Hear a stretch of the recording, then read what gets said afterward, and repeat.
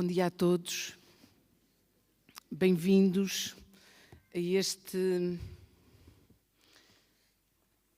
sexto dia de correntes. Estou a dizer sexto, mas já não sei se comecei a contar no sábado passado ou só na quarta-feira. Para todos os efeitos, conto ao sábado, porque foi quando a poesia começou a soar no mercado do peixe.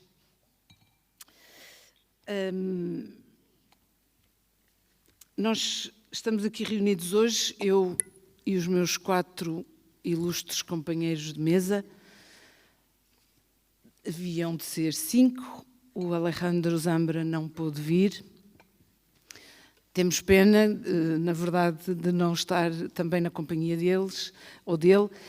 Ganhamos alguns minutos para os meus convidados, ou os nossos convidados, poderem gastar um pouco mais de tempo ou, eventualmente, conversarmos uns com os outros sobre aquelas coisas que eles têm para nos dizer.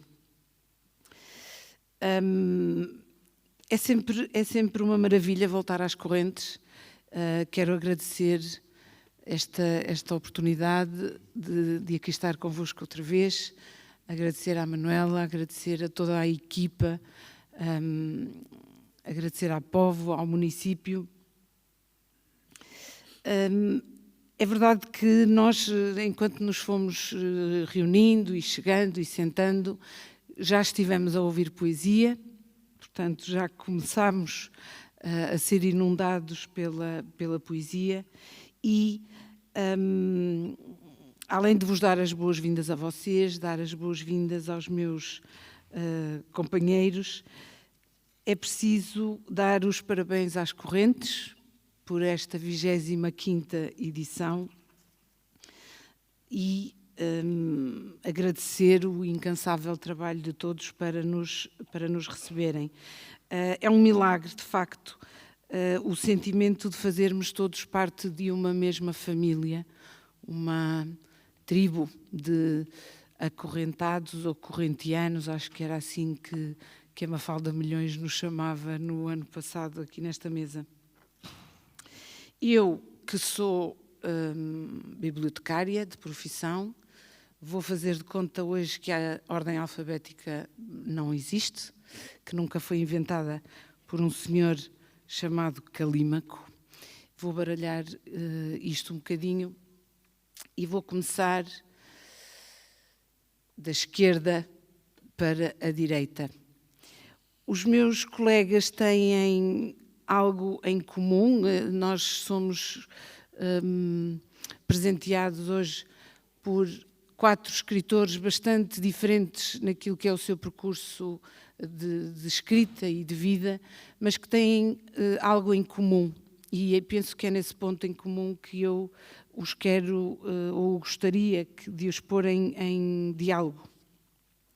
São todos autores que estão atentos ao mundo em que vivemos, às circunstâncias do que se passa à nossa volta e são pessoas comprometidas com a proposta de algo diferente, de algo melhor, a proposta da reflexão daquilo que é a realidade e daquilo que são as consequências dessa realidade. Eu vou dar primeiro a palavra ao ao João Paulo Borges Coelho, que está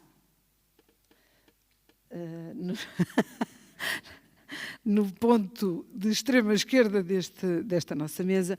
O João Paulo nasceu no Porto em 1955. Penso que terá sido um engano geográfico, que ele depressa corrigiu. Adotou para si a cidade da Beira, em Moçambique, onde cresceu, onde fez os primeiros estudos e acabou por vir estudar História para a Universidade Eduardo Mondlane, em Maputo, onde hoje é professor catedrático.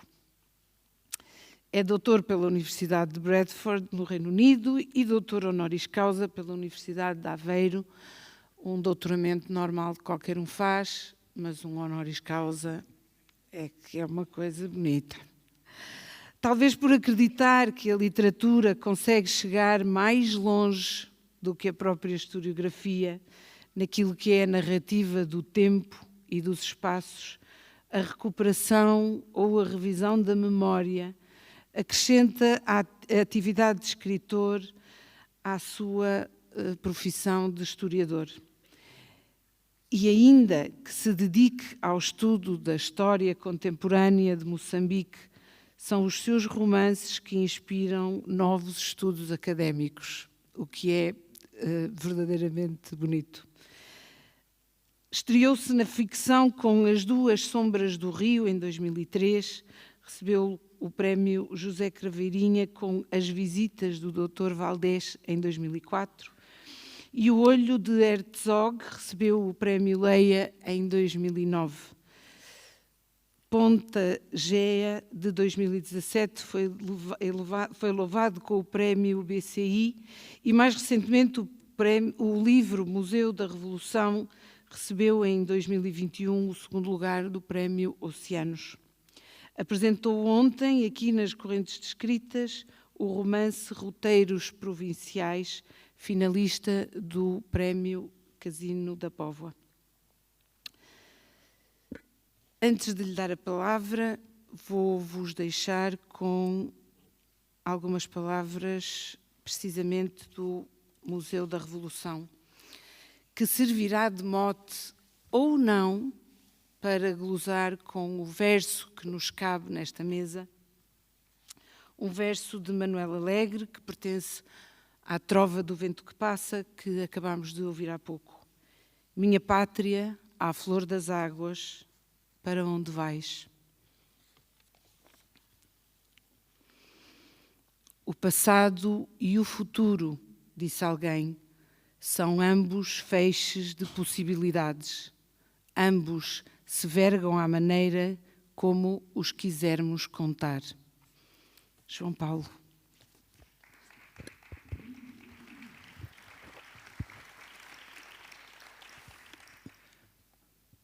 Muito obrigado. É um pouco intimidante depois de uma introdução maior do que eu. Eu quero começar por dizer que é bom estarmos aqui, todos, eu pessoalmente, e poder dizer o que bem entender, desde que eu faça dentro dos 10 minutos que nos são dados, não é? Mas podemos ir para onde quisermos e eu vou tentar arrancar ao contexto o verso e meio do poema do Manuel Alegre e tomá-lo no seu sentido literal. Mas antes, eu tenho que confessar que, perante tanta latitude, eu comecei a pensar em dizer uma coisa e depois acabei a pensar em dizer uma outra coisa totalmente distinta. Portanto, eu vou talvez tomar a imagem do jazz, não é? Em que a partir da mesma frase musical, se quisermos, se fazem vários takes, conforme o espírito e o acaso, e vou usar 2 takes, 5 minutos para cada um, portanto. Tomada na sua... E vou ler porque nos foi recomendado que fôssemos, de certa forma, disciplinados. Tomada na sua literalidade, na frase minha pátria à flor das águas, para onde vais, parecem coexistir os 3 elementos que compõem a clássica divisão do tempo segundo o senso comum, ou seja, o passado, o presente e o futuro. O passado é a minha pátria, o ponto de partida, a nossa condição, aquilo que nós construímos ao longo do tempo, a partir do que nos coube em sorte, e aquilo também que de certa maneira nos construiu ou nos constrói. O presente é a flor das águas, que é onde se encontra a pátria neste momento, na superfície da atualidade, onde as correntes rápidas e instáveis revoluteiam, e que é diferente do movimento das águas mais lentas e poderosas da profundidade, que são até forçosamente mais coerentes porque são amassadas pela interpretação. E o futuro é para onde vais, pátria minha, não é? A incerteza. Estes três momentos, contudo, parecem-me de certa forma suspeitos. A ideia de pátria, e eu confesso candidamente, tem em mim um acolhimento de certa forma difícil, a não ser que se refira ao mundo inteiro como a pátria da humanidade. A mim coube-me viver o sobressalto e também o privilégio de um tempo histórico de poderosas mudanças, um tempo de mais do que uma pátria, a tal ponto que as pátrias cabem dentro de mim em fragmentos, muito mais do que eu caber dentro delas. A pátria é onde pertencemos, é o lugar da comunidade, e a mim agrada-me o conceito de chão, o facto de vermos uma certa lealdade ao lugar onde assentamos os pés. É aquilo que nós ajudamos a formar e é aquilo que, por sua vez, nos forma. Mas atenção também que é aquilo que nos prende. É uma ideia de grupo que, segundo me parece, atenua o sentido do todos para realçar o sentido do nós. Uma parte, nós, ou quando muito, nós e aqueles que são como nós. A pátria parece-me sempre trazer escondida uma afirmação que pressupõe ser contra qualquer coisa. Além disso, e isto parece-me muito importante também, o argumento da pátria não só se opõe às outras pátrias, como cala internamente qualquer discussão. Quem se atreveria a pôr em causa a pátria? Quem se atreveria ao antipatriotismo? O argumento da pátria é como que põe um ponto final em todas as frases, não admite réplicas. E eu acho que é este o sentido da famosíssima frase que é atribuída ao Samuel Johnson, da pátria como o último refúgio ou o último argumento dos patifes. É o argumento que acaba com todos os argumentos e, no fundo, se virmos bem, é com a ideia de pátria que se travam guerras contra as outras pátrias. A pátria e o nacionalismo andam intimamente ligados e eu concedo que há laivos de nobreza no nacionalismo, enquanto afirmação. A derrota dos colonialismos, por exemplo, aqui o expansionismo espanhol do século XVII, em África os colonialismos europeus em geral. A derrota disto tudo, repito, pressupôs fortes sentimentos nacionalistas. No entanto, devemos nos perguntar a partir de quando é que o nacionalismo se começa a degradar, incorporando novos e obscuros sentidos. Em África, nós somos testemunhas de como ele se assume com uma postura crispada, de como desenvolve uma narrativa autoritária de unidade e coesão indiscutida, categórica e forçosamente unânime, atrás da qual se esconde um grupo, ao invés de evoluir no tempo novo para um convívio regulado de diversidades.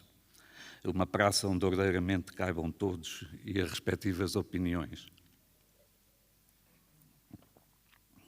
Quando chegará sem reservas o tempo que vem sendo sempre postergado do cosmopolitismo interno e externo?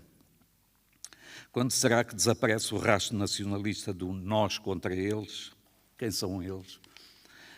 Quando deixa a política de estar reduzida a esta forma mal disfarçada de guerra?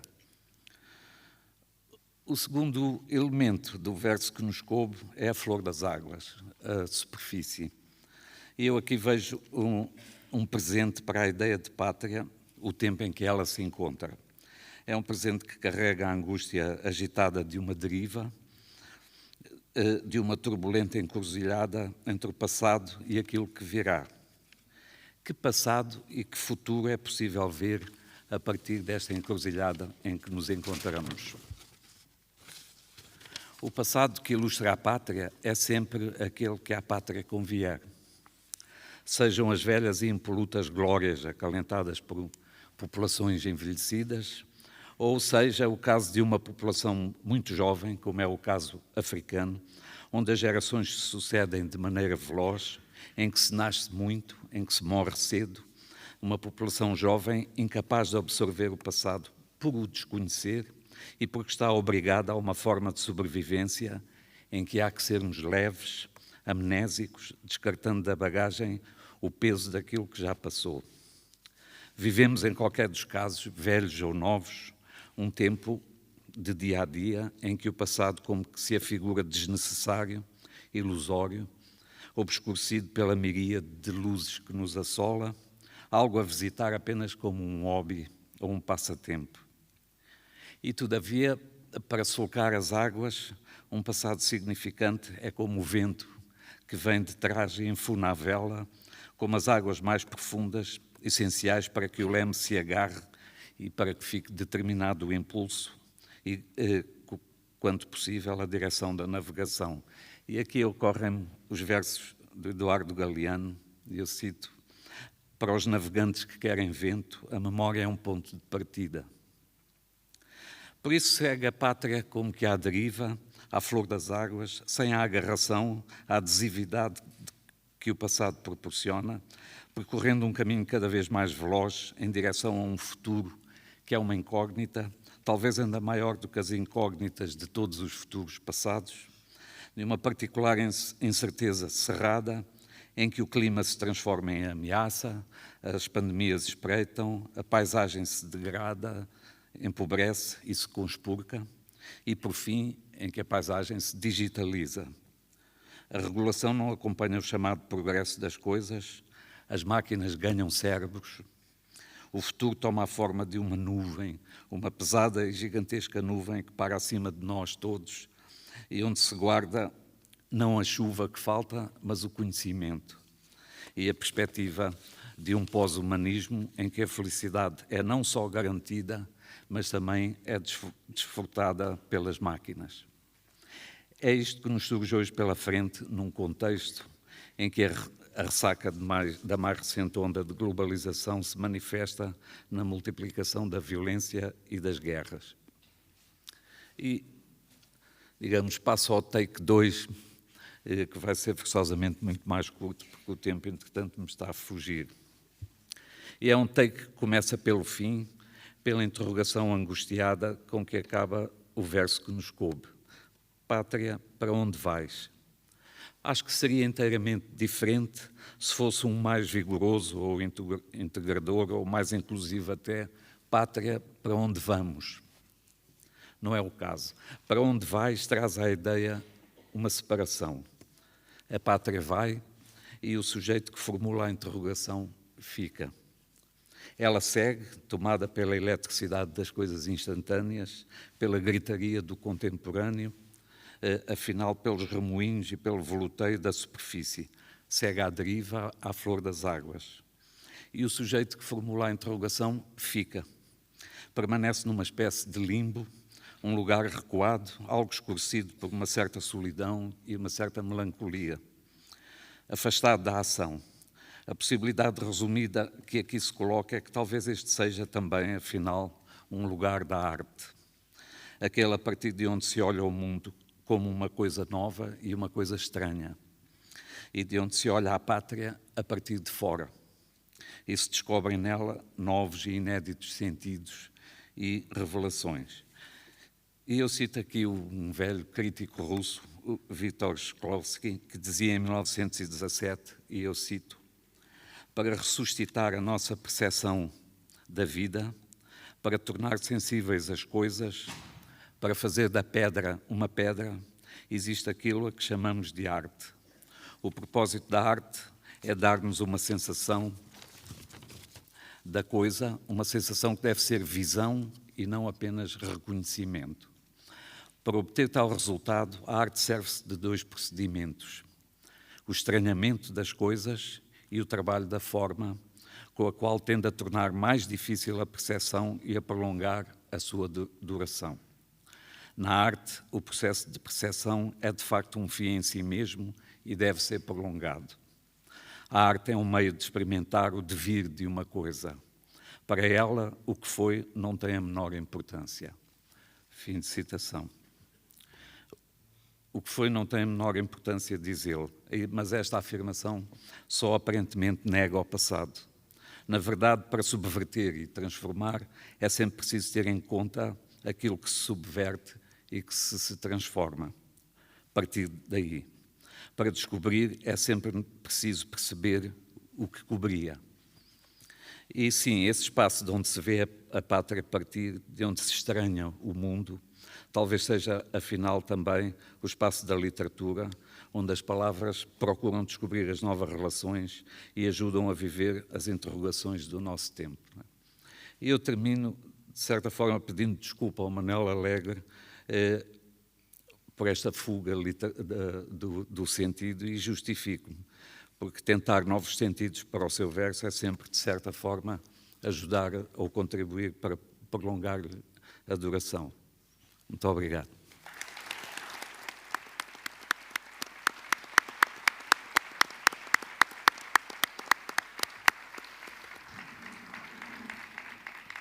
Obrigada, João Paulo. Já estou a tirar notas para a nossa conversa do final. Vou passar a palavra ao Gonçalo M. Tavares, que está aqui ao meu lado e está rodeado de papéis que provavelmente só eu e o João Paulo conseguimos ler, porque somos de História e tivemos paleografia, alguns, durante o curso. Mas isto vai correr lindamente, que eu sei. Ok, então. O Gonçalo nasceu em Luanda em 1970. É escritor, não vos sei dizer de que género literário específico, desafio qualquer pessoa a fazê-lo, e é professor universitário também, publica regularmente desde 2001 e está traduzido em cerca de 70 países espalhados pelo mundo, seja quais forem as pátrias, da Suécia ao Japão, da Índia à Islândia, de Israel à Palestina. Tem 22 títulos distinguidos em diferentes países, destacando-se o Prémio José Saramago para Jerusalém, o Prémio Oceanos, 3 vezes,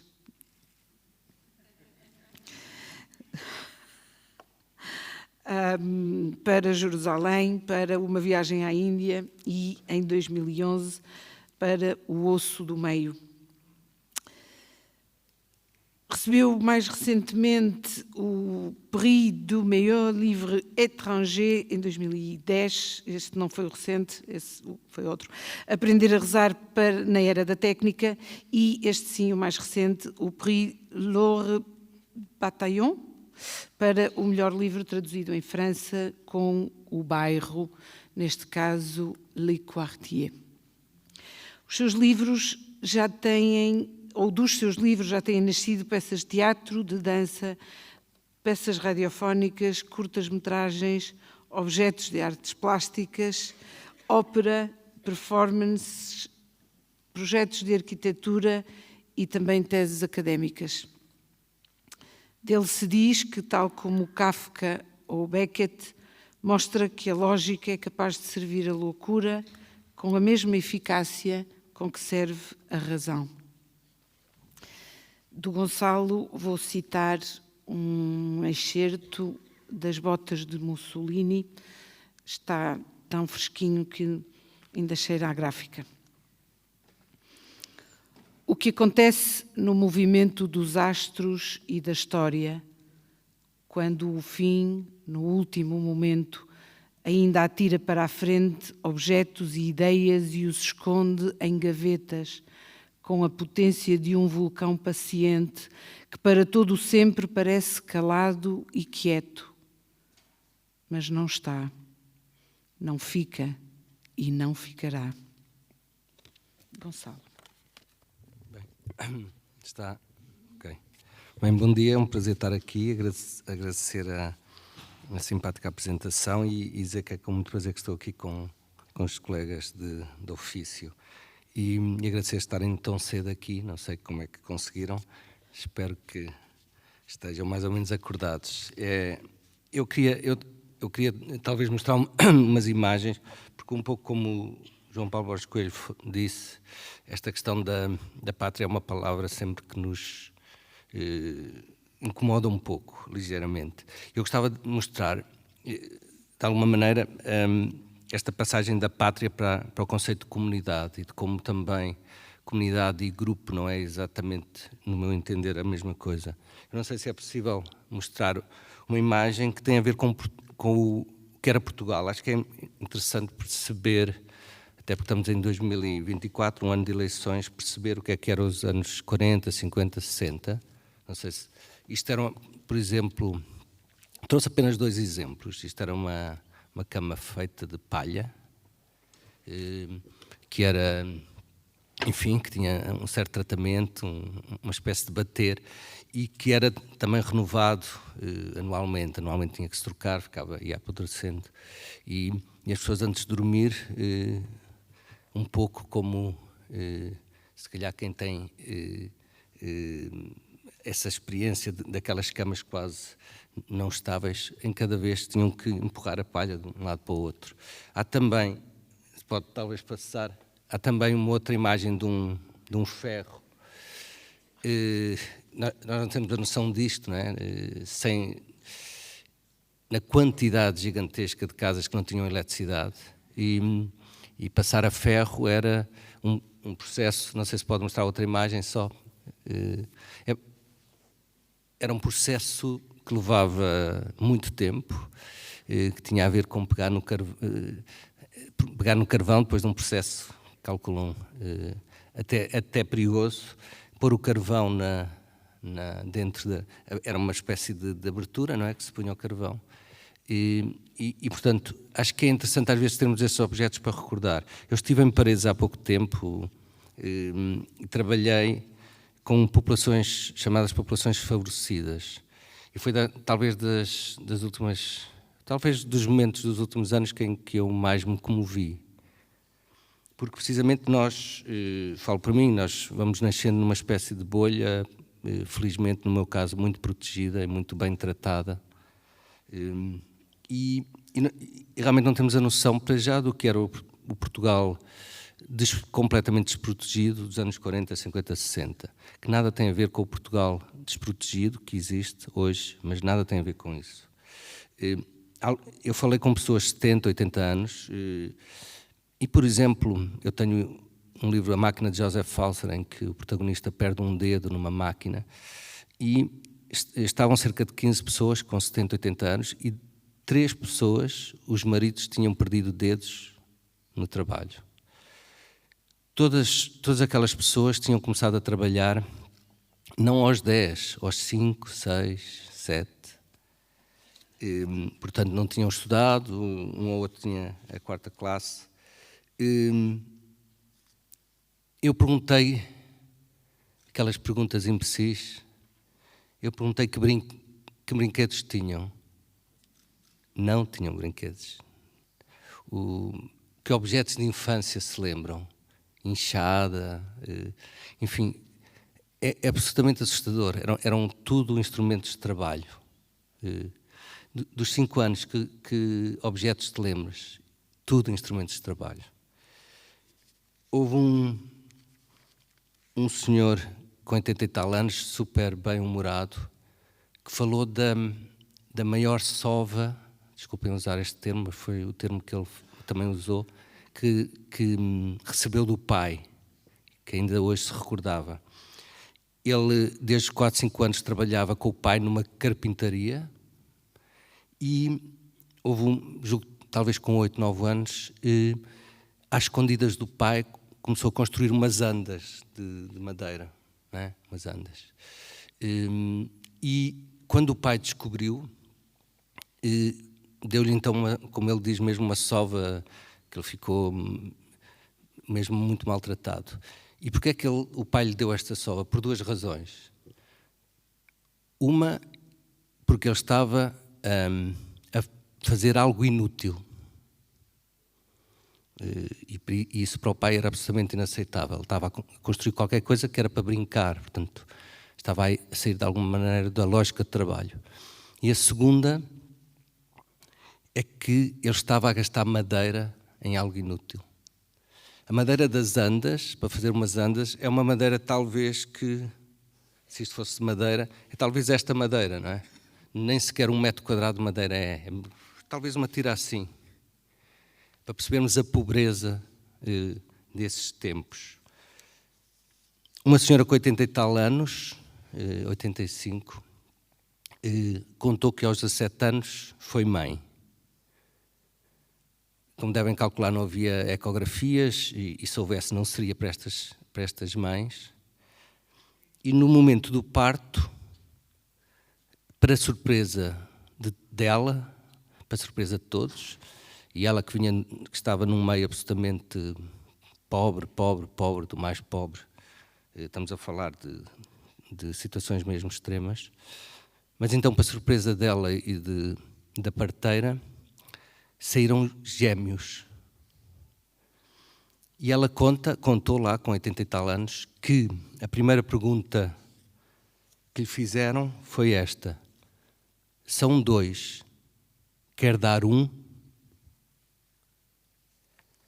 E ela conta, com 80 e tal anos, que teve uns segundos a hesitar, porque realmente vivia num ambiente absolutamente de pobreza extrema, estava a contar com um filho e de repente houve ali uns segundos.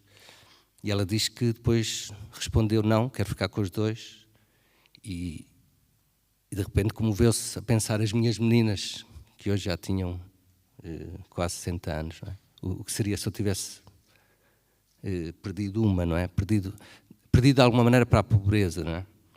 Bem, é interessante, depois fez-se um documentário muito, muito bonito, mas é interessante como também no meio disto, para não terminar esta parte antiga, digamos, do Portugal antigo também, completamente derrotista, há uma imagem muito bonita, há uma senhora que conta, uma senhora também com 80 e tal anos, começou a trabalhar aos 5, 6, relata casos de violência doméstica do pai em relação à mãe, muito violentos, de dividirem, não é uma sardinha por 2, é uma sardinha por 4, por 3, enfim, de uma pobreza enorme. Mas a certa altura diz uma coisa que eu achei absolutamente invulgar e bonito. O dinheiro era absolutamente inexistente, contado, mas ela diz que, e como sabem na altura os rapazes e as raparigas viviam completamente afastados, nem sequer se aproximavam, que ela, do pouquíssimo dinheiro a que tinha acesso, utilizava todo, exclusivamente, a comprar selos e envelopes para escrever a um rapazinho de que ela gostava. Eu achei isso absolutamente incrível, porque era alguém na pobreza extrema e ela diz que os selos que custavam na altura 2 centavos, tal, aquilo era um valor muito significativo. Aquilo era um valor, provavelmente, que representava, na altura fez-se um pouco as contas, mais ou menos 5%, pode parecer pouco, 5% do orçamento quase da casa, não é?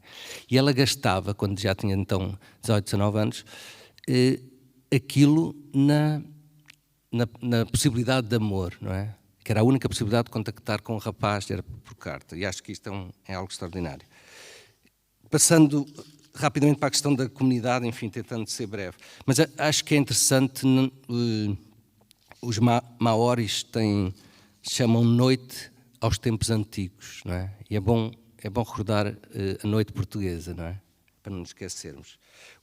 Queria dizer então rapidamente que o que me interessa também neste conceito de comunidade é precisamente combater esta ideia de pátria que pode ter a ver com a ideia de que nós somos uma comunidade porque nascemos no mesmo sítio, somos uma comunidade que falamos a mesma língua, enfim, há uma quantidade de comunidades com as quais, julgo eu, nós não nos identificamos. A ideia de comunidade eu acho que deve ter a ver com uma ideia simples, que pode partir de uma história que eu numa crónica recente contei, uma história, digamos, quase de ficção, de um homem muito maldoso, conhecido pela sua crueldade, que, diante de uma mulher que está numa situação extrema que lhe pede ajuda, ele diz: eu dou-te ajuda se tu olhares para a minha cara rapidamente e percebes o que é que se passa com ela. Ela olhou para a cara dele e disse de imediato: o teu olho esquerdo é de vidro. E ele disse: como é que tu, tão num microsegundo, conseguiste dizer isso? Porque nesse olho esquerdo eu vi, apenas nesse olho esquerdo, eu vi uma réstia de empatia. Esta história é muito bonita, de alguma maneira, o vidro a ter mais vestígios de empatia do que o olho normal. E eu acho que, se nós quisermos substituir a palavra pátria por outra palavra e por outra comunidade, poderia ser precisamente a comunidade de empatia.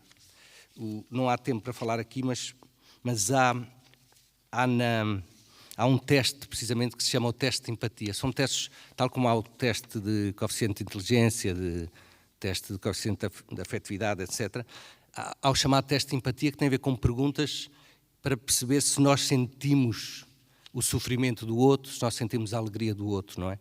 E o que é interessante é que, de alguma maneira, estes testes de empatia, eu diria que definem a comunidade. Quando eu chumbo no teste de empatia, é porque o outro já não pertence ao nós, para usar o termo de João Paulo, e pertence ao eles, não é? Uma espécie de comunidade de empatia, digamos, que é precisamente esta ideia de que a empatia tem que ser alargada.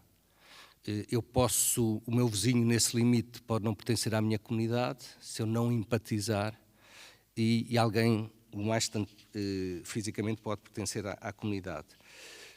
Queria também distinguir este elogio da comunidade da empatia, que me parece interessante, ou seja, a nossa pátria é a empatia, e estamos sem chão e sem pátria quando não temos à nossa volta empatia, e o outro está sem chão e sem verdadeira pátria quando nós não temos empatia em relação a eles. Este termo da comunidade de empatia acho que também deve ser claramente distinguido da ideia de grupos. Os grupos, e hoje numa crónica também falo sobre isso, há grupos, e por exemplo nos animais, os cardumes, enfim, uma série de grupos que se baseiam, por um lado, em se defenderem melhor coletivamente. O grupo muitas vezes é formado não devido à coragem, mas devido à cobardia. E por um lado, portanto, esta proximidade, por outro lado, tem que haver uma distância mínima para não se atropelarem uns aos outros. Mas o que é dito a determinada altura, um autor fala sobre este estudo dos animais em grupo, e peço desculpa por esta comparação, mas nós continuamos a ser organismos, mas talvez o que caracteriza estes grandes grupos, por exemplo os cardumes, é o impulso para caminhar sempre em frente. Porque precisamente num cardume, numa manada, se algum animal, se algum peixinho ou algum bisonte se atreve ou de repente tem um laivo de eu vou mudar de direção, vou mudar de sentido, vai ser absolutamente atropelado. Não é? Quando a pessoa está num grupo, o grupo tem um impulso de caminhar em frente e cada pessoa não pode decidir alterar o seu rumo. É relatado uma das maiores matanças de peixes, foi precisamente no Golfo do México, em que um petroleiro deixou cair uma quantidade enorme de petróleo, o mar estava contaminado, uma série de peixes se foram desviando e há o relato de um cardume gigantesco, que caminhou tranquilamente, decididamente, sem nenhum peixinho virar de sentido, caminhou direto a este mar contaminado e morreram milhares de peixes. É considerado se quisermos, uma das matanças, mas é de alguma maneira uma automatança. Portanto, quando falamos em comunidade, não estamos a falar destes grupos acéfalos, e a grande dificuldade é precisamente como é que conseguimos construir uma comunidade de empatia, não confundindo isto com uma espécie de obediência a estúpidos grupos. Não é? É interessante, o João Paulo falou disso, há uma frase do Roland Barthes que eu gosto particularmente: quando não há nós, quando não há o nós, tudo são eles, e a certa altura só sobra o eu. Portanto, quando não há o nós é quase uma base defensiva da democracia, uma espécie de resistência da democracia, porque realmente quando não há nós, só há o eles e no fundo sobra o eu, uma espécie de egoísmo total. E nesse sentido eu queria terminar com 2 ou 3 pontos, rapidamente. O que me parece também determinante é que todos nós temos uma ligação à terra, que é uma ligação muito instintiva, orgânica, não é? Falou-se aqui de Aveiro, por exemplo, tem uma ligação muito orgânica a Aveiro, e os índios Sioux falavam, tinham uma frase que de alguma maneira faz uma síntese. Eles diziam: amamos esta terra como os recém-nascidos amam os batimentos do coração da mãe. Amamos esta terra como os recém-nascidos amam os batimentos do coração da mãe. E há realmente qualquer coisa aqui que nos é instintiva em relação ao sítio onde nascemos.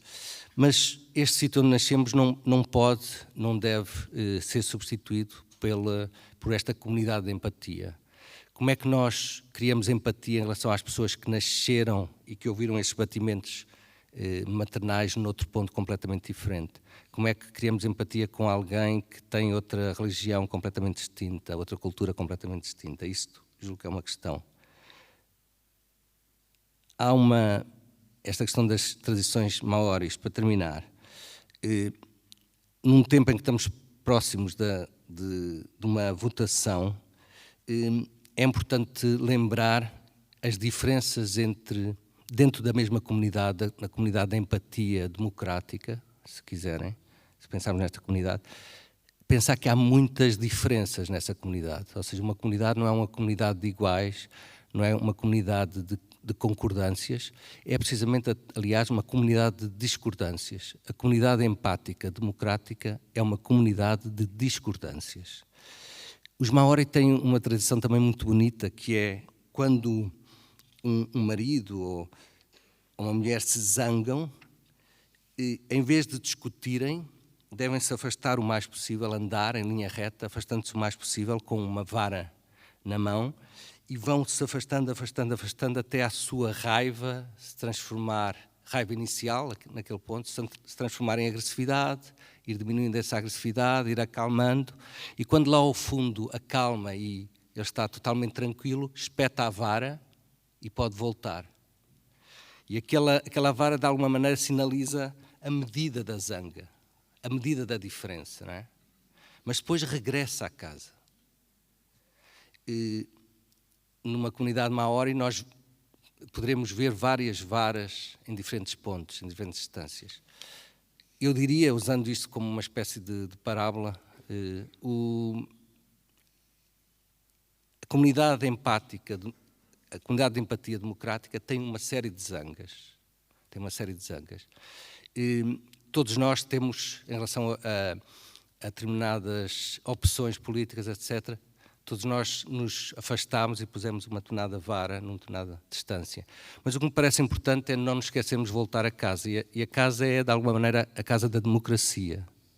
É a casa da empatia, porque precisamente é a casa onde qualquer eles é alguém que nós queremos convidar para pertencer à nossa comunidade, não é?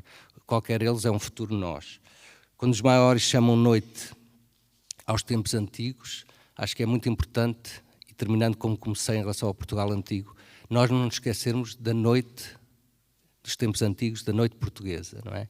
E em março acho que temos a oportunidade de cada um de nós não esquecer a noite, porque nós temos uma memória frágil, absolutamente frágil, e acho que é importante relembrar a dureza de alguns momentos e, portanto, é uma oportunidade de mostrarmos a nossa posição. E muito obrigado. É isto.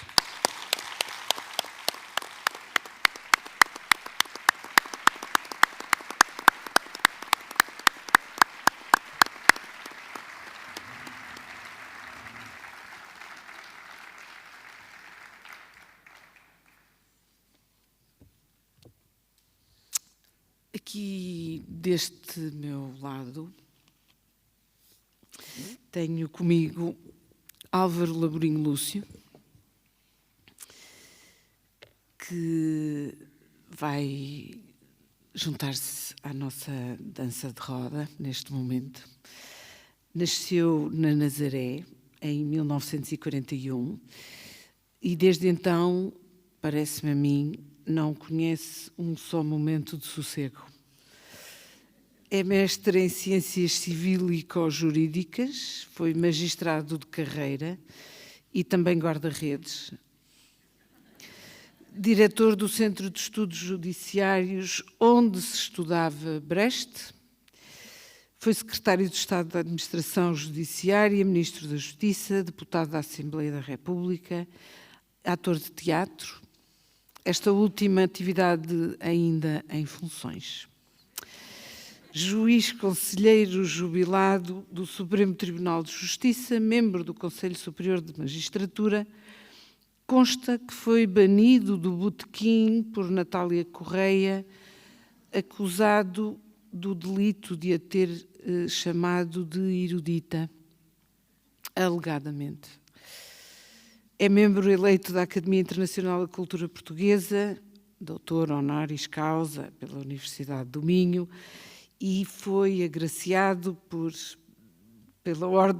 pela Grande Cruz da Ordem de Dom Raimundo e Penhaforte, pelas mãos do Rei de Espanha, e a Grande Cruz da Ordem de Cristo, pelas mãos do Presidente da República Portuguesa.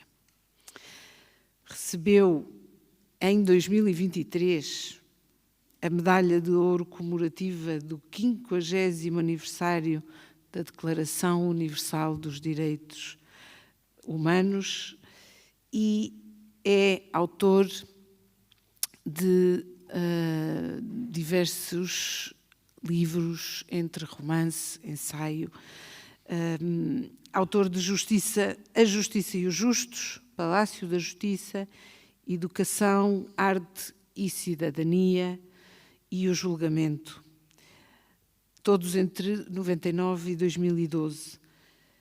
Temos também romances, O Chamador, O Homem que Escrevia Azulejos, O Beco da Liberdade e As Sombras de uma Azinheira.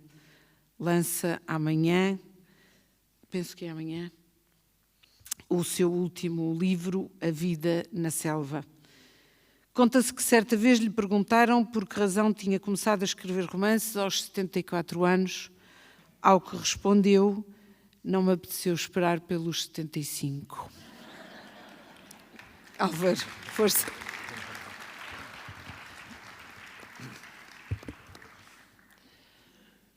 Muito obrigado, muito bom dia a todas e a todos.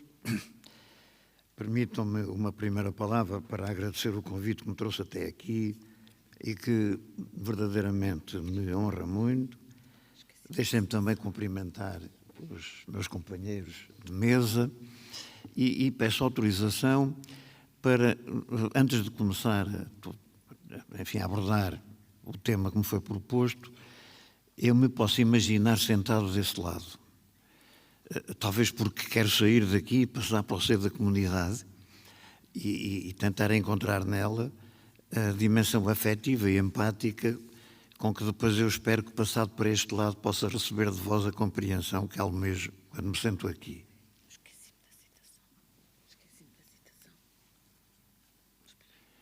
Mas, Sra. Presidente, esqueceu-se de fazer uma citação minha. Desculpem, desculpa, Álvaro.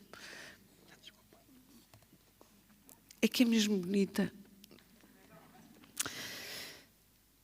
Tenha cuidado com as revoluções definitivas e os amores absolutos. Olhe que nas revoluções os ideais que animam as vitórias logo são atropelados pelo que vem a seguir. Todas têm os seus jacobinos e atrás de umas vêm outras. Foi assim com o liberalismo, foi assim com a República e o Estado Novo. Já vai assim com o nosso 25 de Abril. Se não se acautelam, não tarda, têm outra ditadura. Agora sim.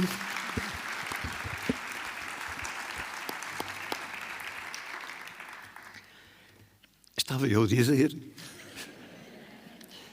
que eu gostava de começar por passar rapidamente por esse lado, por duas razões. Uma primeira, porque eu julgo que há um esclarecimento que é preciso fazer, e em segundo lugar, porque há uma satisfação que eu quero encontrar junto de vós. O esclarecimento é este. Vós olhais para esta mesa e veem aqui 4 homens e uma mulher. Eu gostava de vos pedir que, de uma vez por todas, desquantificassem a igualdade para a poderem qualificar. É que estão aqui 4 homens e uma grande mulher. E, tratando-se de uma grande mulher que ainda por cima assume a presidência, a igualdade está mais do que garantida. Em segundo lugar, aquilo que eu gostaria de invocar a meu favor é que, tendo a senhora Presidente dito que esta sessão ia decorrer da esquerda para a direita, estando Vossas Excelências desse lado, tenha-na visto a decorrer da direita para a esquerda.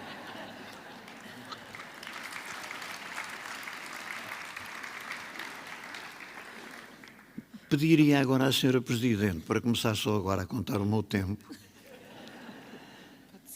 e gostava de vos dizer que não há nada pior numa circunstância destas e com um tema destes do que convidar um velho com a lágrima ao canto do olho. Curiosamente, a senhora Presidente teve o cuidado de dizer o ano em que eu nasci, coisa que não aconteceu com os anteriores intervenientes. E eu aí não posso deixar de vos chamar a atenção de que nasci em 1941, mas no fim. Portanto, a conta que fizeram pressupõe a redução de um ano ainda. O que acontece é que eu sou, de facto, um velho com a lágrima ao canto do olho. Eu era estudante de Coimbra e foi nesse tempo que nasceu a Trova do Vento que Passa, com Manuel Alegre na Argélia, mas com a transformação do poema que ele enviou na balada que todos conhecemos e acabamos de ouvir no início desta sessão. E eu pude ter a sorte de estar ali, de viver e de ver crescer a construção dessa balada, curiosamente com música de António Portugal, que foi meu colega de curso. Aqui não adianta era grande coisa, porque António Portugal foi colega de vários cursos, mas entre eles também me coube a mim ter sido colega dele, mas com a voz magnífica de Adriano Correia de Oliveira, que foi também meu colega de curso, ou de quem eu fui também colega de curso. Não fico, todavia, aí ligado. E, portanto, felizmente não convidaram um velho com uma lágrima ao canto do olho. O que é importante é compreender-se que, nessa altura, ao nascimento da Trova do Vento que Passa, estabeleceu aquilo que nós hoje, à distância, talvez possamos considerar, entre outros, um verdadeiro hino à esperança e à resistência. E que foi necessariamente também ela própria, a Trova do Vento que Passa, um estímulo à ação e para a ação. Isto é, o poema transformou-se ali num verdadeiro lugar de encontro. E é curioso ligarmos esta perspectiva a muito daquilo que, por exemplo, Gonçalo Leme Tavares disse sobre a comunidade e a importância da comunidade. Mas mais do que isso, essa força do lugar de encontro transmite-se ao longo do tempo, e é por isso que não é o velho com a lágrima ao canto do olho que fica a recordá-lo, mas a transportá-lo e a ajustá-lo aos tempos que hoje são, os tempos nossos que estamos a viver. E é curioso este lugar aqui, Correntes de Escritas, curiosamente nos seus 25 anos, quando o Abril está prestes a fazer 50, este é o lugar dos escritores. E é aqui, neste lugar de encontro, entre escritores e leitores, e eu não comecei desde logo por dizer escritores e leitores, visto que a palavra escritor pressupõe necessariamente a de leitor, enquanto a de leitor pressupõe necessariamente a de escritor, e, portanto, aqui não há necessariamente o um e o outro, há os ambos que fazem aquilo que é o verdadeiro conteúdo, não só semântico, mas verdadeiramente significante da palavra, seja ela leitor ou seja ela escritor. E é aqui que nós temos de instalar a pergunta no sentido de saber o que temos, o que queremos e o que nos espera 50 anos depois de Abril, ou se quiserem 60 anos depois da Trova do Vento que Passa. E a tendência será a de caminhar para comparar o antes e o depois. Gonçalo M. Tavares fez isso um pouco, e muitíssimo bem, um pouco apenas na duração da abordagem que fez, e deixou no ar uma conclusão que eu julgo que é essencial que nós possamos extrair quando fazemos essa comparação. Comparar o antes com o depois, no sentido de saber o que é melhor, constitui hoje uma imoralidade. Não se trata de uma questão de opinião, não se trata de uma questão de ponto de vista. É imoral aceitar a questão como forma de responder à pergunta de saber se o país era melhor antes do que é depois. E, portanto, eu, pela minha parte, recuso essa comparação e entendemos que nós temos de, como comunidade, porque isso é objetivo, não é necessariamente ideológico, até para aqueles que pretendem discutir politicamente, reforçar a ideia da impossibilidade política e ética do regresso à comparação como um caminho de escolha. Já muito diferente é comparar o país que somos com o que podíamos ter sido. E muito particularmente aquilo que me interessa verdadeiramente é comparar o país que somos com aquele que podemos vir a ser. Nos próximos 50 anos, por exemplo. E daí a importância de toda esta frase encontrada justamente na parte final do para onde vais. E para isso eu peço-vos autorização, como já pedi, não formalmente e não de forma concreta, mas intencionalmente, ao próprio Manuel Alegre, para me deixar que, numa homenagem à Trova do Vento que Passa, eu traga aqui a mesma trova a dialogar com novos versos. E peço-vos por isso a paciência de me deixarem 2 a 2 ler os versos do Manuel Alegre e aqueles que não são versos meus, são apenas um exercício de imaginação fundado naquilo que são os versos de Manuel Alegre. E, portanto, quando eu levanto esta mão, que é a esquerda daqui e a direita daí, eu estarei a ler a trova da autoria de Manuel Alegre. Quando levanto esta, estarei a ler aquilo que é este exercício, a que eu não chamo coisa nenhuma do ponto de vista formal em termos literários, mas que no fundo não tem outro objetivo que não seja o de trazer a trova até nós hoje. E, portanto, temos a pergunta: minha pátria, a flor das águas, para onde vais? E diríamos assim: pergunto ao vento que passa notícias do meu país. Prometo ao vento que passa dar notícias do meu país. E o vento cala a desgraça, o vento nada me diz. Se o vento espera desgraça, ao vento nada se diz. Pergunto aos rios que levam tanto sonho à flor das águas. Pergunto aos rios se levam todo o sonho à flor das águas. E os rios não me sossegam, levam sonhos, deixam mágoas. Logo os rios me sossegam, deixam sonhos, levam mágoas. Levam sonhos, deixam mágoas, ai rios do meu país. Com sonhos se afogam mágoas, ó rios do meu país. Minha pátria, a flor das águas, para onde vais, ninguém diz. Minha gente, flor das águas, para onde vais, quem o diz? Se o verde trevo das folhas pede notícias e diz, se o verde trevo das folhas conta notícias e diz, ao trevo de 4 folhas que morro por meu país, ao trevo de 4 folhas que luto por meu país. Minha gente, à flor das águas, para onde vais, quem o diz? Pergunto à gente que passa porque vai de olhos no chão, pergunto à gente que passa porque é tanta altercação. Silêncio é tudo o que tem quem vive na servidão, protesto é o poder que tem quem teme a desilusão.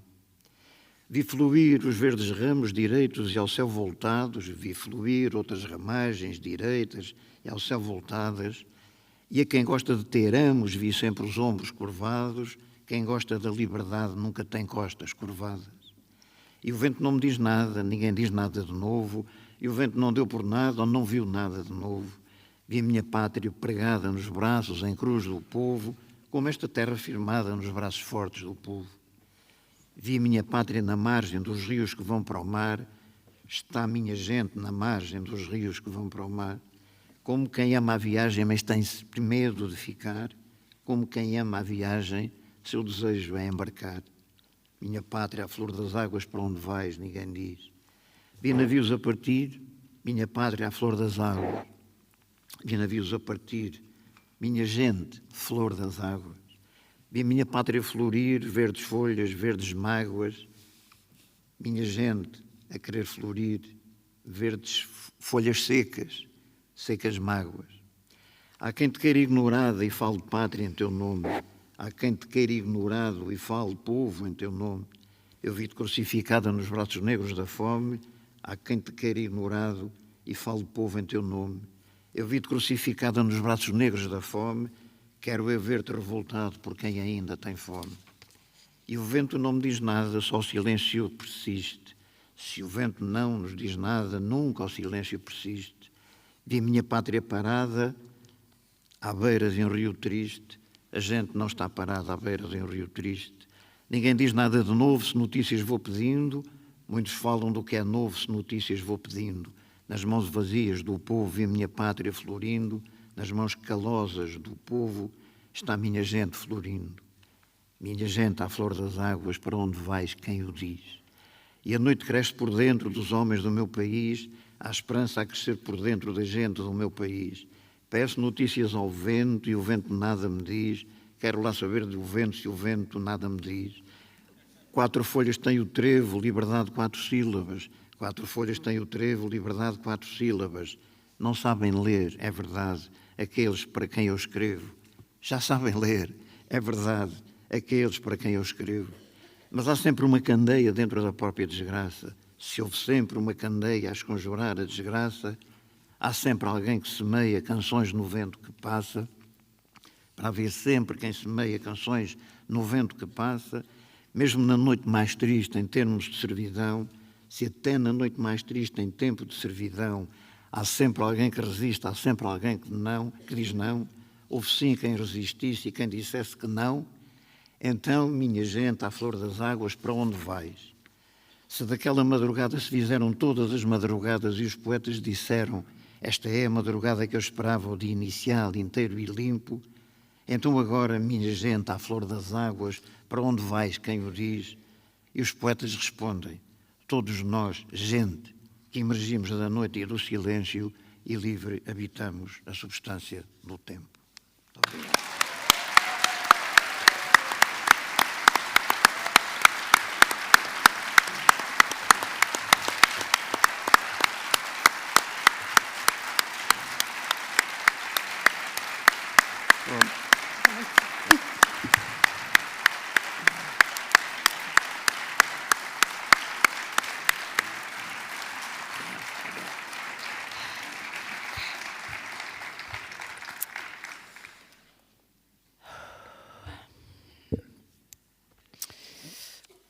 Fernando Cabrita, o segundo poeta desta mesa, uma vez que acabamos de ganhar um. Bem-vindo à comunidade, à tribo, à nossa pátria da empatia. O Fernando nasceu em Olhão em 1954. Partilha com o Álvaro a formação na área do direito, mas é como poeta que hoje se vem juntar a nós. Tem publicado regularmente desde 1980 como poeta, como ensaísta, como crítico literário também. Está traduzido em várias línguas e tem recebido diferentes prémios ao longo dos anos. O Prémio Nacional Silex, em 1980, o Prémio Cidade de Olhão, em 1987, e no mesmo ano o Prémio Emiliano da Costa, Prémio Olívia Guerra, em 88, e o João de Deus, em 95, mas também o Prémio Nacional de Poesia Mário Viegas, com o livro Da Casa não da Casa Manuel Lopes, uma outra casa, em 2008. Recebeu também o Prémio Internacional de Poesia Palavra Ibérica em 2011 e, mais recentemente, o Prémio Literário da Lusofonia, professor Adriano Moreira, com o livro que se intitulava precisamente A Língua Portuguesa. Alguma da sua poesia vive também como música, às mãos da cantautora Viviane dos Entraspas e do projeto Camaleão Azul. Tem sido convidado de inúmeros encontros literários nacionais e internacionais, representando a poesia portuguesa, e foi, por vários anos, o organizador do Festival Internacional de Poesia Azul, que é um primo das correntes que, em vez do Mar da Póvoa, vive ao lado do Mar de Olhão. Não diz, na sua nota biográfica oficial, nada sobre o seu sentido de humor, que eu já tive a oportunidade de testemunhar, ou também não diz nada da sua generosidade, que tem sido, enfim, distribuída por vários de nós. Sem me esquecer de o citar desta vez.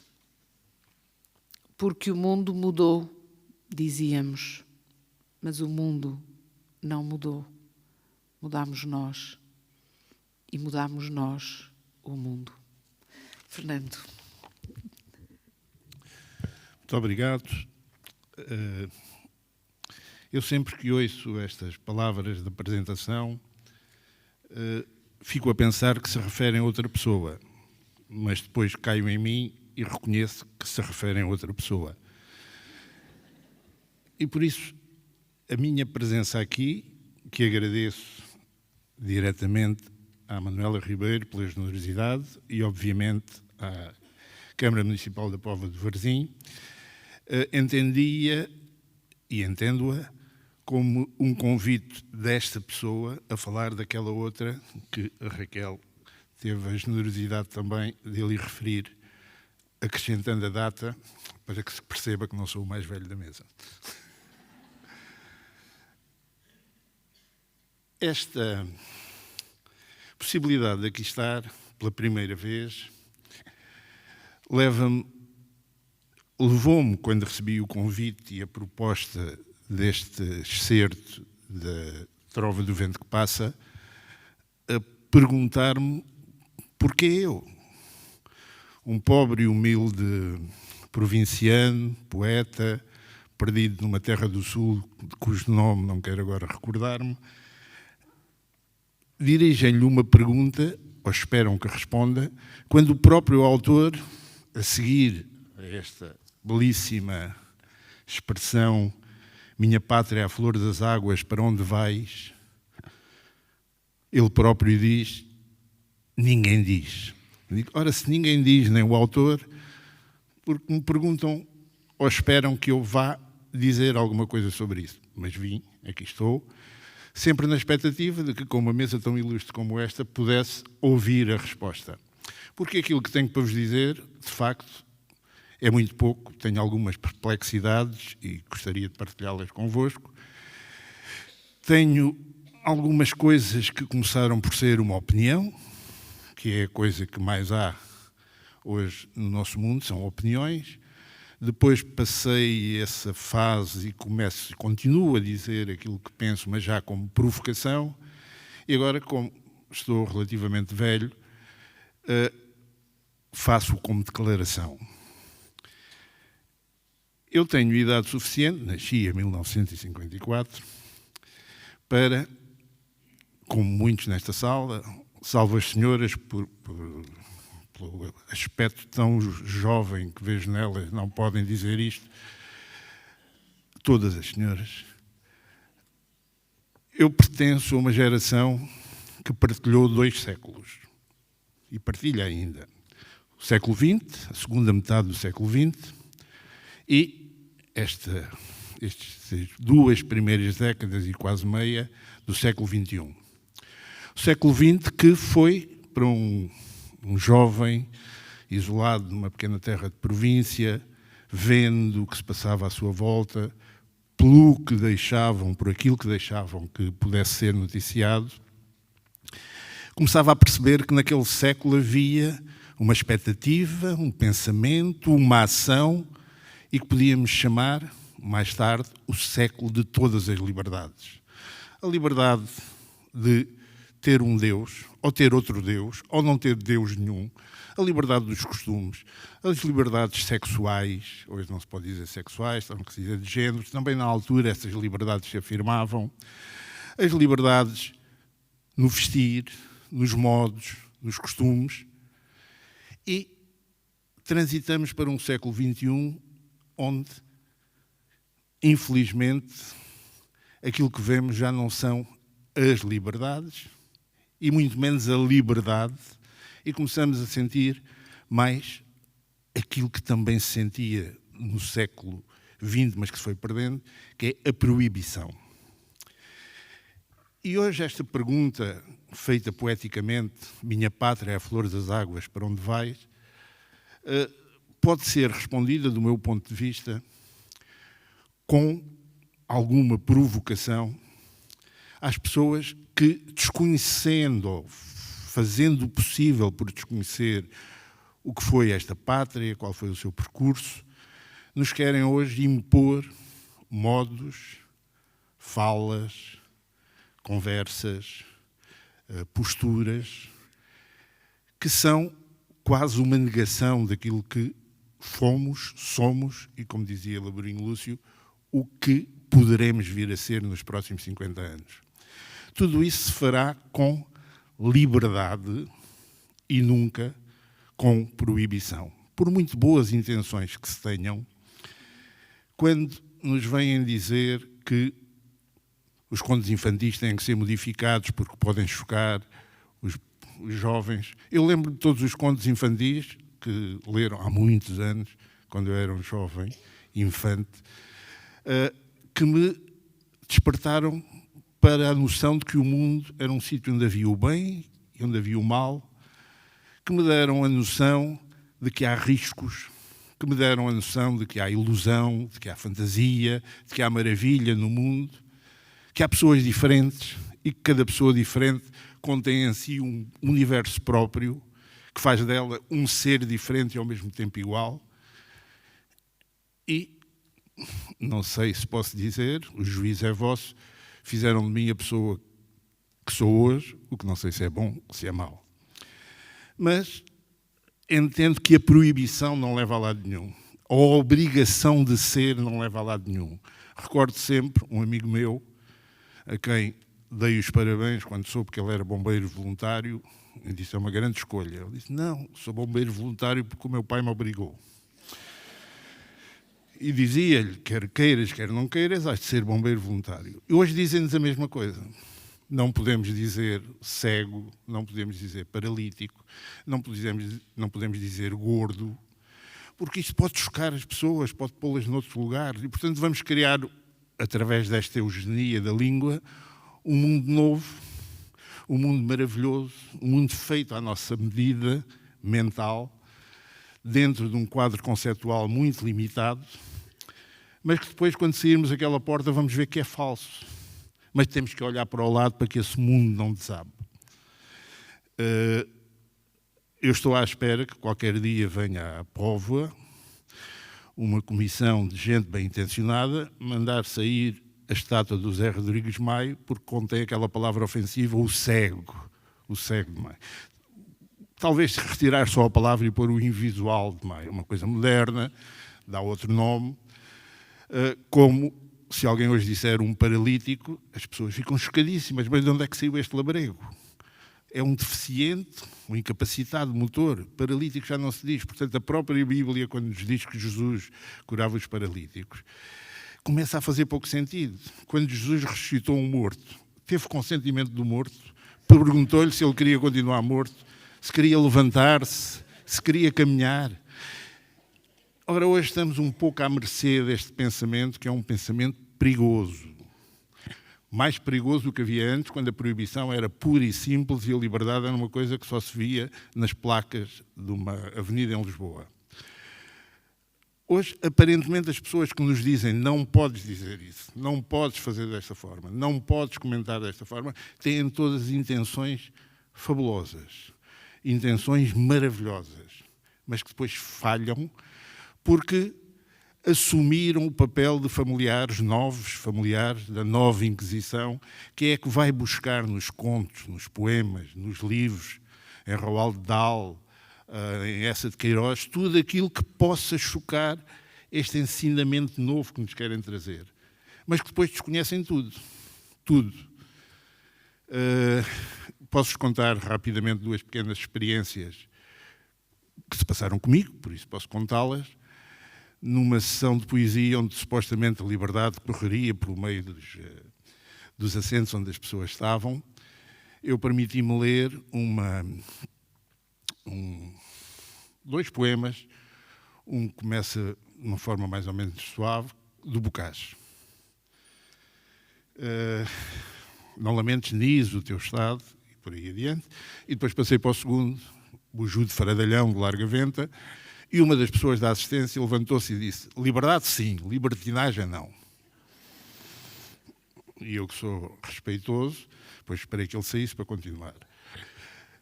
Também li, há poucos dias, um dos poemas que eu considero um poema charneira, como dizem os espanhóis, um poema bisagra, que faz a diferença entre as novas gerações poéticas, poderá fazer, e eu creio que fará, e as velhas gerações poéticas neste tempo de proibições. É um poema da Cláudia Lucachel que se chama Ode Triunfal, calculem, triunfal com PH, Ode Triunfal à Cona. Eu posso repetir, Ode Triunfal à Cona. E aquelas pessoas que acham irreverentíssimo haver um monólogo da vagina, e que acham isto uma ousadia, ficam, eu como estou deste lado a ler, posso apreciar as caras dos ouvintes, ficam tremendo. Como é possível aquilo? E um dos mais desbragados ouvintes, uma pessoa ousada, levantou-se e disse: eu gosto muito desse poema, dessa ode triunfal à dona. Eu disse: senhor, não lhe vou dizer o nome, obviamente, permita-me ler a última parte deste poema. Senhores editores, por favor, não ponham um asterisco na cona. Creio que é assim. Mas começa a ser proibido dizer coisas que não calhem. Numa conferência séria sobre nanoficção, sobre narrativas curtas, eu permiti-me lembrar aquilo que é considerado o supra-sumo da flash fiction, da nanonarrativa, atribuída a Hemingway, que é Six-Word Novel, a novela de 6 palavras. For sale, baby shoes, never worn. Traduzindo, talvez com mais de 6 palavras, sapatinhos de bebê, nunca usados, vendem-se. O que falta àqueles que me vieram dizer: parece-me estranho estar a falar de literatura e misturar aí um bebé que se adivinha que terá morrido. É de mau gosto utilizar isso. E quando se começa a pensar na literatura como ser um exemplo de bom gosto, estamos a ir por mau caminho. Porque a literatura não deve ser de bom gosto nem de mau gosto. A literatura deve ser literatura. E o que estas pessoas que nos põem estas proibições têm como falta é o contexto. E explicar a essa pessoa, bom, mas percebe o que está aqui, percebe a tragédia deste casal, dito em 6 palavras, que esperava um filho, que comprou os sapatinhos, entre provavelmente outras coisas, e que perdeu o filho, não sabemos como, mas podemos adivinhar, como o dinossauro do Augusto Monterrosa, que ainda estava ali quando ele acordou. Essas pessoas perdem o filho e, pior do que isso, a situação nos Estados Unidos da América naquela crise era tão grande que eles nem podiam ficar com a única recordação daquela ilusão de que iam ter um filho, que eram os sapatinhos que lhe tinham comprado. E para sobreviver, vendiam-nos. E a pessoa disse que sim, mas até hoje, estou convencido, não percebeu nada do que eu lhe disse. Estas proibições levarão certamente a que, se tiverem vencimento, se percam grandes partes da literatura. Já se descobriu no Camões palavras que são inadequadas, não para o Camões, mas para nós, obviamente.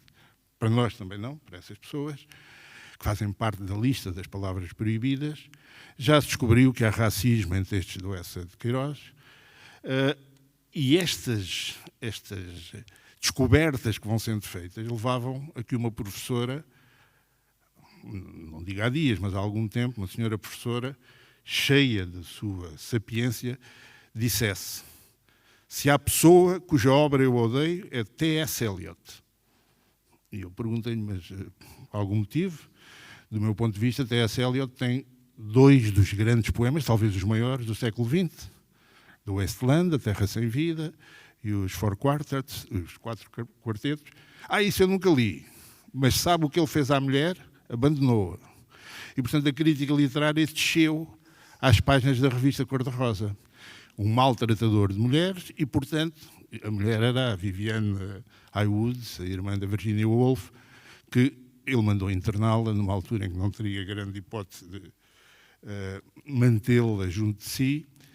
E, bem ou mal, quer dizer, qualquer dia estamos a perguntar se o Homero batia a mãe, se o Dante maltratava a Beatriz, e a obra fica dependente de saber qual é o caráter dessa pessoa. O valor literário desaparece. Usa palavrões, não usa palavrões, e um poema tão lindo e tão definitivo quanto àquilo que devemos ser e não querer ser o que não somos, como este que eu vos vou dizer, que não é meu. Porque se fosse meu, provavelmente também seria lindo, mas não é. É um poema de um escritor chamado Luís Nogueira, que assina literariamente Luís N., e que diz assim: porque queria parecer mais delgado, certo gordo passou a dar-se apenas com magros. E porque queria parecer mais inteligente, passou a dar-se apenas com idiotas. Verdade seja dita, as coisas não lhe correram bem. Os magros achavam-no um idiota. E os idiotas achavam que ele estava gordo.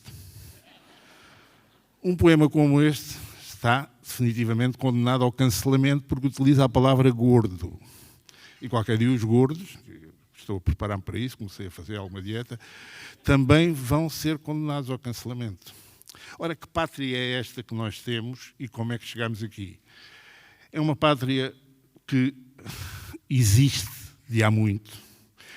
É uma pátria que Afonso Henriques e os seus rústicos, guerreiros, destemidos, sem pavor, nos deram um reino que era mais do que uma nação e menos do que uma nação, que depois um infante, um outro marinheiro que hoje dá nome a uma ponte, mais um outro Albuquerque, mais uns seguidores, uns esclavagistas, uns piratas, uns invasores, transformaram no império transitório, como todos os impérios, que depois Camões, Sá de Miranda, o padre Manuel Bernardes, o padre António Vieira, lhe deram a 4ª dimensão, a espiritual, a da alma, e que depois Fernando Pessoa, vendo a moribundez da criatura pátria e adivinhando por aí a sucumbência que viria rapidamente, fez a oração fúnebre.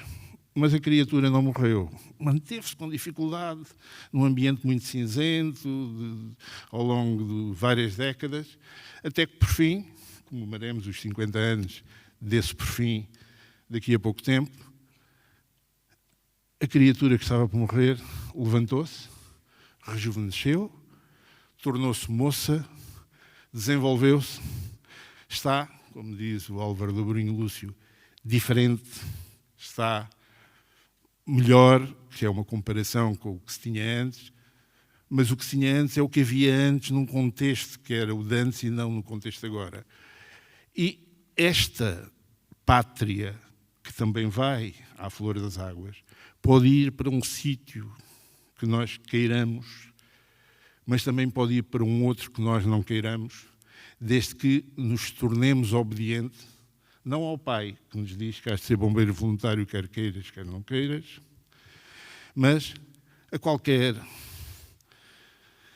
pequeno títere, e alguns deles poetas, porque antes o poeta tinha também, obviamente da poesia não é isso, mas tinha também alguma intenção de écrire pour épater les bourgeois, para verem que eu sei francês. Hoje, a maioria destes poetas que querem obedecer a estas novas normas já escrevem pour être agréable au bourgeois. E, portanto, se deixamos que nos condicionem a mente assim, estamos mal. Eu não queria terminar, não sei se tenho tempo ainda.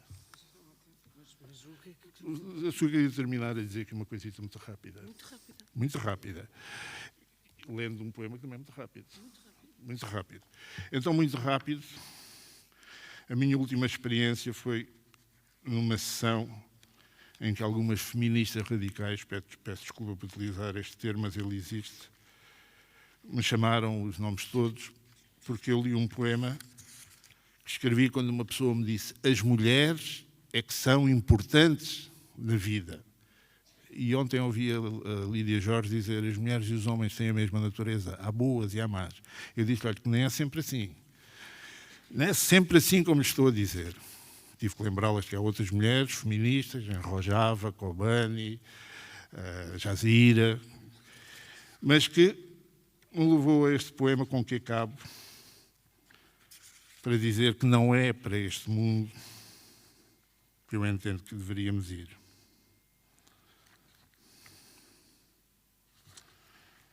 Peço desculpa, mas isto é aqui.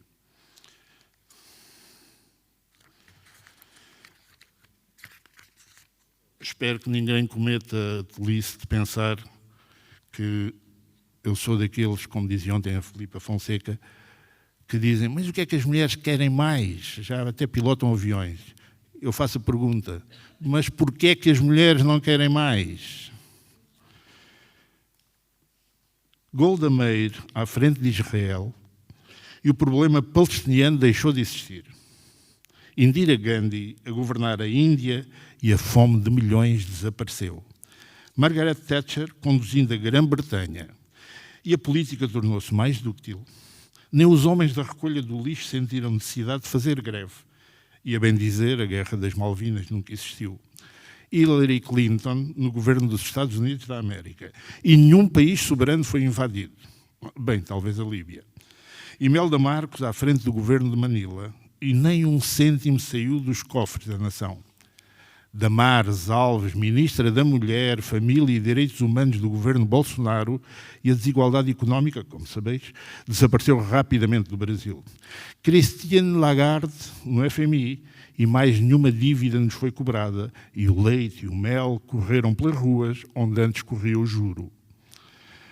Laura Chinchilla, governando a Costa Rica, e o fundamentalismo religioso e a homofobia evaporaram-se no ápice.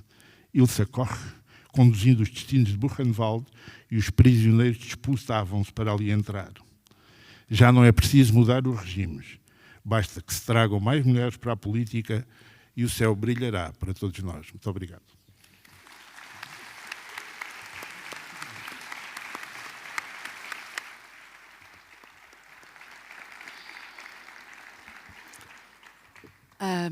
A palavra volta a mim antes de entregar à comunidade que temos aqui connosco. Antes de começar o debate, queria só, enfim, se calhar também já em jeito de começo do debate,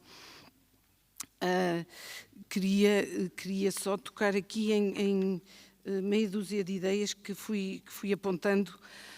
O conceito de nós é, de facto, penso que talvez uma das palavras que nos pode salvar. O conceito de nós que não traz agregado o conceito de eles. Só nós, só há nós.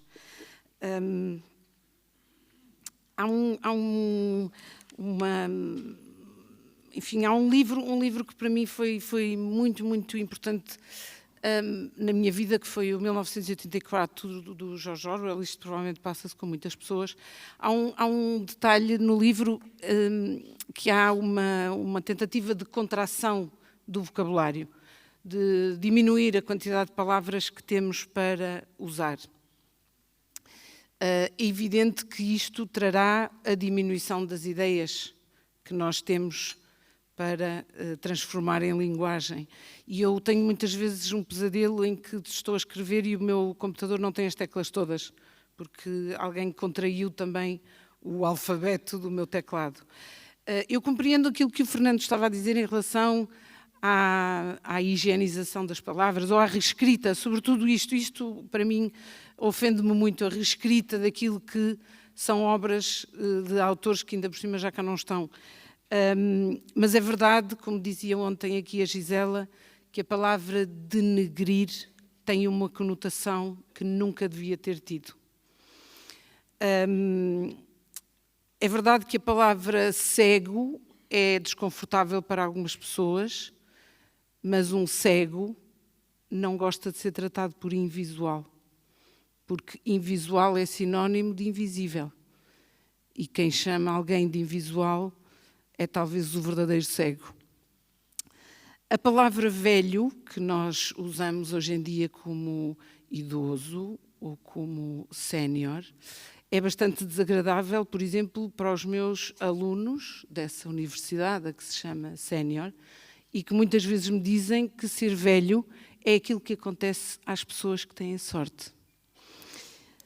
E gordos somos todos, de ideias, de alegrias, e também nos cabe essa resistência de continuar a usar as palavras, desde que elas sejam bem aplicadas e desde que não as usemos com a intenção de ofender alguém.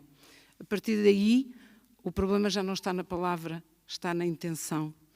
A inocência da palavra transforma ou transporta a culpa para nós. Estava o Fernando a perguntar o que é que as mulheres, porque é que as mulheres não querem mais, ou o que é que as mulheres querem mais. Elas vão dizer por si o que querem, não precisamos de andar à procura disso.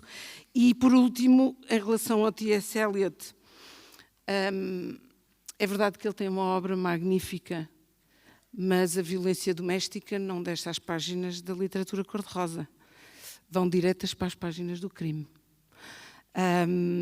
Eu não queria deixar só de invocar o autor, o quinto autor que aqui não está, e vou-vos ler um excerto de um poema que o Alejandro Zambra nos deixa neste maravilhoso livro Poeta Chileno.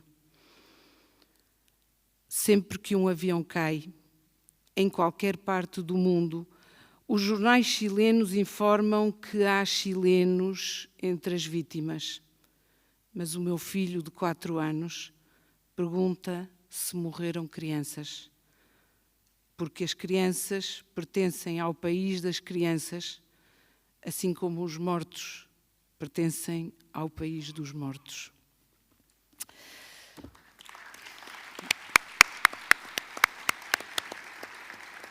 Pergunto, então, agora, desse lado da nossa comunidade, quem tem perguntas para fazer aos nossos autores? Já vejo um braço.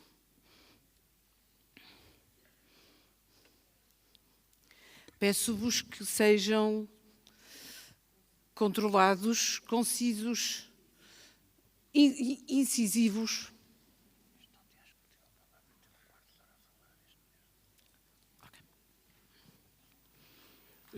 Bom dia, muito obrigado.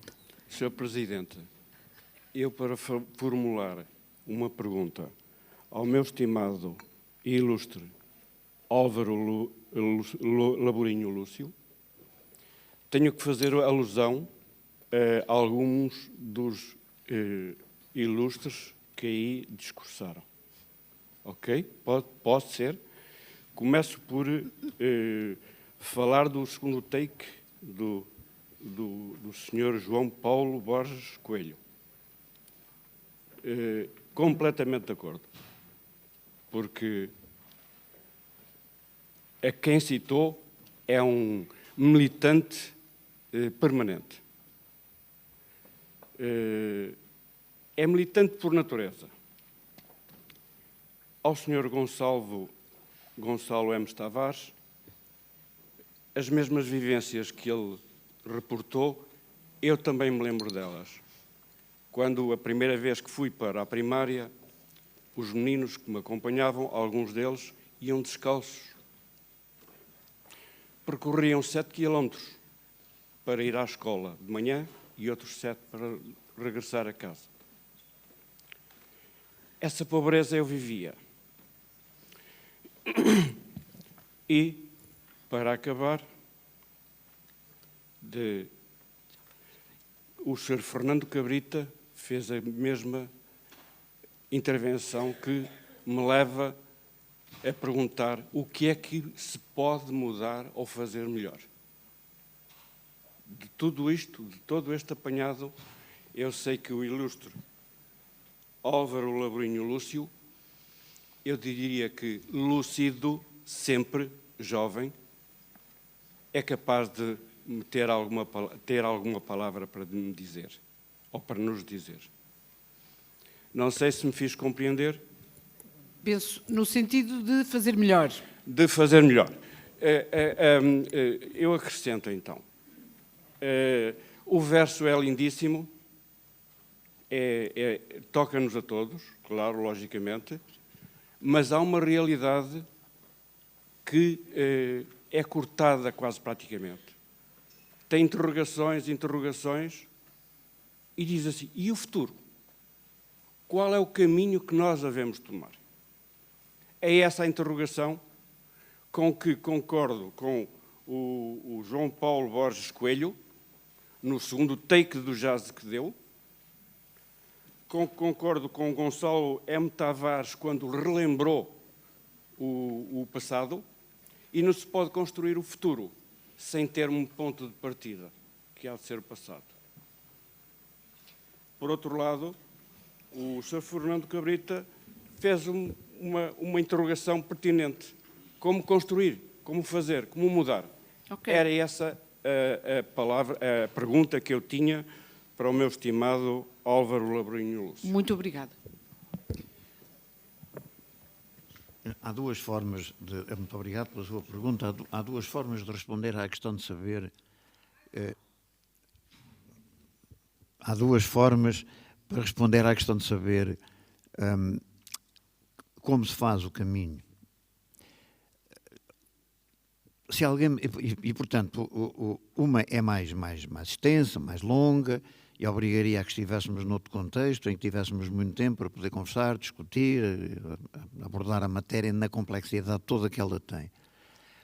Quando me perguntam como é que eu faço o caminho, quando alguém me pergunta no discurso direto, diga-me como é que eu faço o caminho, eu tendo a responder que não sou eu quem tem que dizer como tu fazes o caminho. Juntas-te aos outros e falo tu por ti. E isto vai muito ao encontro daquilo que o Gonçalo M. Tavares disse e que me parece absolutamente importante, que é o facto de a democracia ser uma comunidade de dissonâncias ou de divergências ou de desencontros de opinião. E a grande questão é essa. Como é que nós somos capazes de criar essa comunidade empática ou de empatia que permita que nós consideremos que o outro não é outra coisa senão um eu fora de nós e acabarmos por dar a esse eu fora de nós a dimensão que damos a nós próprios. E, portanto, a pergunta não é como é que eu faço o caminho, é como é que se faz o caminho e qual é o meu papel na construção desse caminho. E eu julgo que a solução passa necessariamente por aqui. Nós temos consciência de que há um quadro estrutural de valores, se quisermos usar a expressão mais tradicional, que de alguma forma são a base da democracia e do modo como nós queremos viver a democracia. A partir daí, cada um tem a liberdade para a poder desenvolver. Mas, por exemplo, nós podemos acabar com um determinado tipo de chavões que fomos repetindo ao longo do tempo. Por exemplo, a ideia de que a liberdade de cada um termina quando começa a do outro. Nós temos que acabar com isto. Porque a pergunta que se tem que fazer a seguir é de saber, então, mas porquê é que é a do outro que começa nessa altura? E quem é que diz ao outro que a liberdade dele começa e, portanto, deve acabar a do anterior? Ora, a liberdade de cada um vive-se com a liberdade do outro. E isto pode parecer um jogo de palavras, numa sessão como esta pode parecer uma afirmação poética, mas verdadeiramente é isso. É sermos completamente livres com o outro. Por exemplo, acabarmos com esta ideia, que é importante na sua, eu quase que diria o palavrão, na sua ontologia, mas que depois é muito perigosa no seu uso, que é a ideia de que nós temos que educar as pessoas para os deveres. E eu gostava de deixar muito claro isto. Em democracia, a estrutura moral que sustenta a democracia não é o dever, é o direito. São os direitos que sustentam verdadeiramente a democracia. E não são os deveres. O que sustenta a democracia são os direitos. Mas quais direitos? Os direitos do outro. E os direitos do outro, e do outro, do outro, e do outro, do outro. Aqui há muitos anos, quando andávamos aí em vigílias a favor da independência do povo de Timor, nós estávamos a lutar pelos direitos do outro, e do outro, lá longe. Porventura não conhecíamos nenhum timorense. Ora, educar para os deveres cria súbditos, cria obedientes. Educar para os direitos cria cidadãos, cria dissidentes. E a democracia é isso. A forma como depois a dissidência se reúne num espaço de convergência, a favor de um conjunto de valores que nós temos claramente que desenvolver. E já agora deixem-me só dizer, e eu calmo já a seguir, desenvolver de uma forma crítica no sentido de uma forma que seja marcada pelo valor a conceder ao pensamento. E desenvolver esse pensamento e colocar esse pensamento em confronto com o pensamento alheio. Só uma simples referência. Há dias, numa sessão semelhante com esta, várias pessoas, intervenções várias, há uma senhora que me pergunta de uma forma muito gentil, muito generosa, ao senhor doutor Laborinho, o que é para si o populismo? Eu perguntei-lhe, a senhora está mais preocupada com o pópulo ou com o ismo? E ela ficou assim um pouco e disse, é que nós temos que distinguir, porque o populismo tem uma coisa boa que é o pópulo e tem uma coisa horrível que é o ismo. Isto é, a ideologia que poucos instalam sobre os muitos, que tendo porventura boas razões para protestar, encontram um acolhimento naquela ideologia que eles não são capazes de avaliar criticamente. E, portanto, é bom que nós tenhamos essa consciência de que nós não podemos estar a deitar fora gente que pode estar do nosso lado, temos é que deitar fora aqueles que utilizam as fragilidades dessas pessoas para, sobre elas, induzirem uma ideologia que depois não tem nem deve ter cabimento numa sociedade, justamente, de empatia, de democracia, de convivialidade entre diferentes, entre dissidentes, entre pessoas que, tendo convicções, as colocam no mercado da discussão democrática, no sentido de as poder ganhar ou de as poder perder. No fundo, para acabar, o debate democrático é verdadeiramente aquele no qual nós podemos entrar com uma convicção e sair com ela reforçada ou com outra convicção diferente. Mas saímos diferentes daquilo que éramos quando entramos nele. E não necessariamente fazer do debate um espaço onde cada um se vai impor a sua própria ideia e depois chega ao fim e sai na convicção de que ganhou ou que perdeu. Portanto, há caminho a fazer, mas esse caminho provavelmente deverá começar por dentro de cada um de nós, pela autorreflexão sobre nós próprios, quem somos nós, como é que estamos disponíveis para lidar com os outros, e dentro de uma ideia que eu repito sistematicamente, qualquer dia até excessiva, dentro de uma ideia que hoje me parece que é urgente que nós instalemos, é que, no fundo, com os diabos, nunca se inventou nada melhor do que as pessoas. Vamos lá fazer os possíveis para não estragar isso.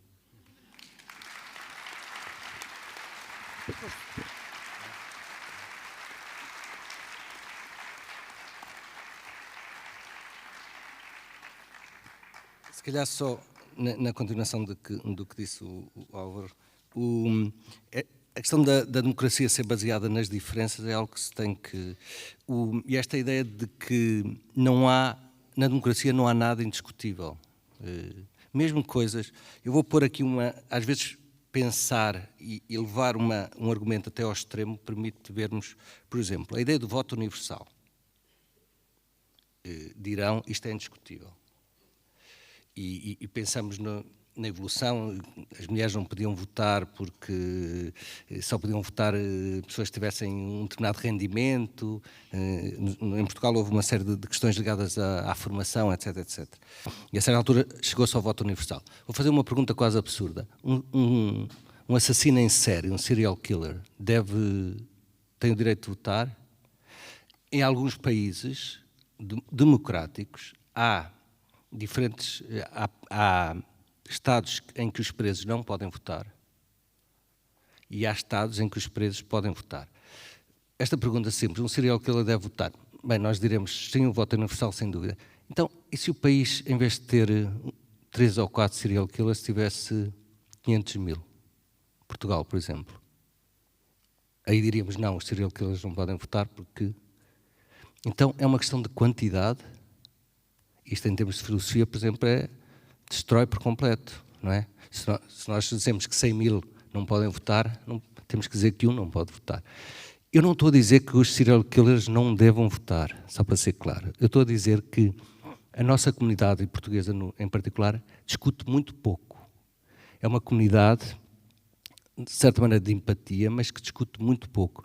E esta afirmação da diferença e de podermos falar de argumentos com tranquilidade é algo que claramente falta. Queria também só dizer que 2 coisas. Esta ideia do caminhar, acho que é uma espécie de caminhar andando para trás. É evidente que olhando para trás também. Ou seja, caminhar para a frente, mas olhando para trás. A ideia de que a história corresponde a um progresso, que estamos a caminhar sempre para o melhor dos mundos, é uma ideia que eu considero perigosa, não é? A outra ideia da história como ciclo que se repete é uma ideia que também devemos recordar, ou seja, temos que caminhar sempre com a ideia de que as coisas se podem repetir. E nesse sentido a memória é fundamental. Queria só dizer um dado que é muito claro e nada tem a ver com partidos. Eu estive a falar com o Michael, por exemplo, que está na Alemanha, tenho amigos franceses, há sondagens muito claras e nada tem a ver com partidos. Os miúdos com 14, 15, 16 anos têm, a grande maioria, começa a ter valores racistas, xenófobos, etc. Não se trata só em Portugal, os miúdos com 14, 15, 16, 17 anos, as sondagens estão a mostrar que apresentam valores em que o eles é um eles quase para ser expulso, enfim, e pior. E, portanto, nós temos que ter esta noção. A ideia de que algo que não se vai repetir não é verdade. E isto é de tal forma evidente, são uns fumos ou umas fogueiras de tal forma assustadoras e de tal forma evidentes, estatisticamente evidentes, que não é preciso sermos adivinhos para pensar que daqui a 10 anos vai acontecer qualquer coisa de estranho na Europa, 10, 15 anos. E vai acontecer qualquer coisa também por algo que nós consideramos sagrado, que é a ideia de que o voto, que temos que votar, que a democracia, etc. E de repente a democracia está obcecada com a ideia da liberdade de voto e esquece, por exemplo, a formação, a discussão, a argumentação, etc. Prende-se a valores muitas vezes formais e esquece o essencial que tem a ver com o argumentativo, não é? E o espírito crítico. Enfim, como disse muito bem o Álvaro, esta ideia de que as pessoas são mesmo o melhor que foi feito, mas eu diria que acrescentaria também as pessoas atentas e pegando neste trocadilho feliz, as pessoas lúcidas, não é? As pessoas lúcidas são a melhor coisa que se fez. As pessoas ingênuas são uma das piores coisas que se fez, eu diria. Ou seja, eu acho que há um pessimismo que é necessário, que é o pessimismo um pessimismo histórico e não termos a ilusão de que a história corresponde a uma espécie de progresso no melhor dos mundos. Alguém que avança com grande rapidez em relação ao futuro vai se estampar porque uma pedra que alguém pôs no passado vai voltar a cair em cima da sua cabeça. Não é?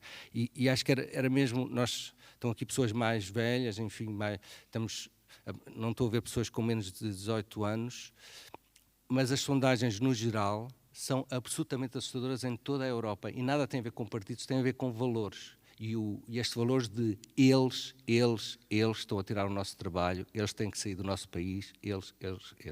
E são essas pessoas que vão votar, não durante uma votação, vão votar provavelmente durante 60 anos.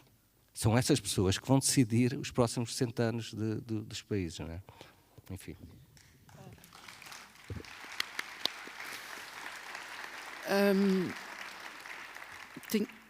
João Paulo. Eu diria talvez duas coisas só. Uma é que pensar o futuro é uma maneira estranha de agir. Se nós podemos usar, por exemplo, o exemplo do futurismo tal como ele existia nos anos 50, a ficção científica, por exemplo, e vemos que há uma espécie de ingenuidade na forma, aquilo que se podia chamar o modernismo antigo, não é? Aquele que passou de moda. Então, a questão parece ser mesmo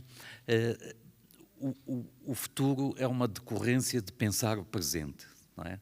Nós não podemos estar virados para o amanhã, esquecendo o presente, não é? A outra questão, portanto, é a partir do presente que o futuro vai acontecer como presente e com a forma que ele vai ter, que é necessariamente diferente daquela que nós temos atualmente. A outra questão é só um comentário muito rápido sobre o cancelamento, não é? E eu permito-me aqui usar um exemplo um pouco perturbante, que é de uma discussão num programa que eu vi por acaso, de um programa organizado por uma figura polémica, que é o Piers Morgan, e a questão era a seguinte: havia um filme que era sobre anões, e havia um representante da comunidade de atores anões, e ele estava precisamente a protestar quando finalmente surgia um grande filme, um filme de grande visibilidade, em que o ator principal era um anão. O realizador tinha escolhido uma pessoa que não era anã, porque escolher um anão seria, digamos, humilhar os anões. E o anão dizia que quando finalmente surge uma oportunidade de o ator ser a figura principal e não uma figura secundária, vem-me dizer que eu não posso ser anão porque sou anão, não é?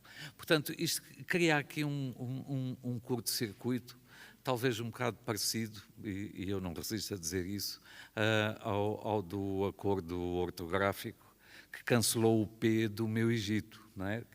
Tirou-me o P e obriga-me a usar um Egito sem P, não é?